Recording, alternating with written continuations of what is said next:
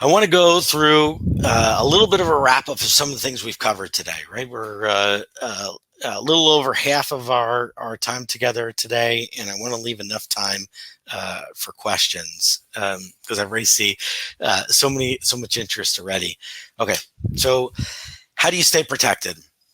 First one I talked about is automation. Take the preventative step and put controls in place to patch your systems.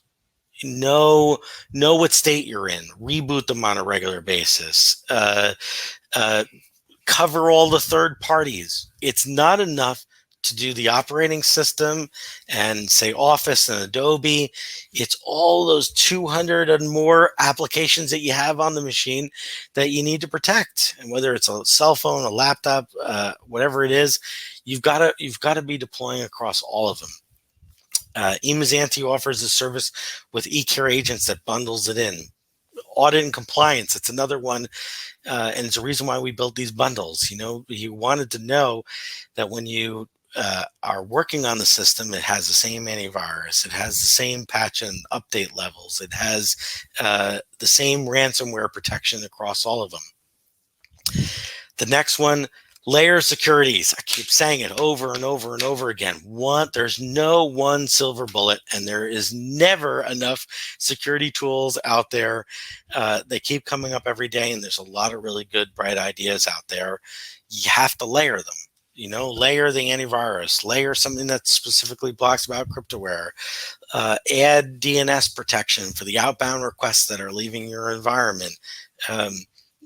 Put something that locks in the applications and whitelist them and blacklist them. Add multi-factor authentication to your authentication. Make sure you have authentication and some way that's reporting on it and giving you insight, and then have someone's eyes look at those reports and stuff that were coming out. The next one is address email filtering. It is the number one attack vector still today and growing. It's so cheap. Please, filter the messages. Make sure you do SPF, DKIM. Do these things that know to your customer base who is sending the message is actually you, and if you receive from yourself, you want to know it's actually coming from your organization.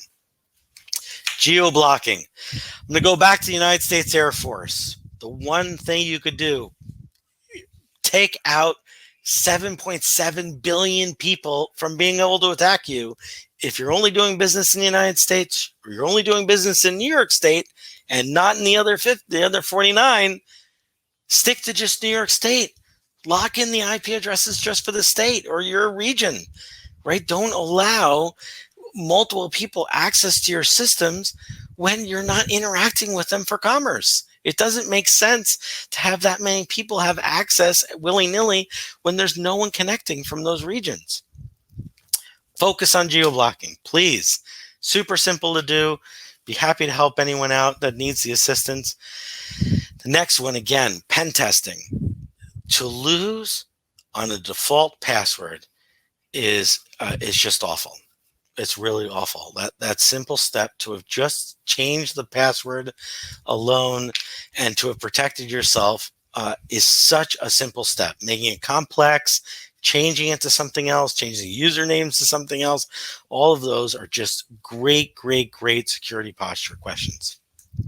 And then the last one today is a revisit on this concept is constant vigilance.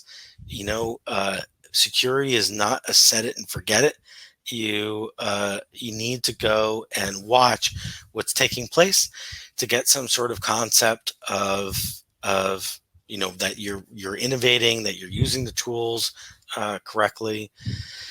And partners like us, partners like eMazzanti Technologies, we can step in. You've got friends, cousins, uncles. I mean, I don't know where you are inside of your own organization, but please go find a professional, someone that you trust. Ask them the questions. It's worth paying them for their guidance and effort. Pay them for the expertise and have them look over what you've got and why.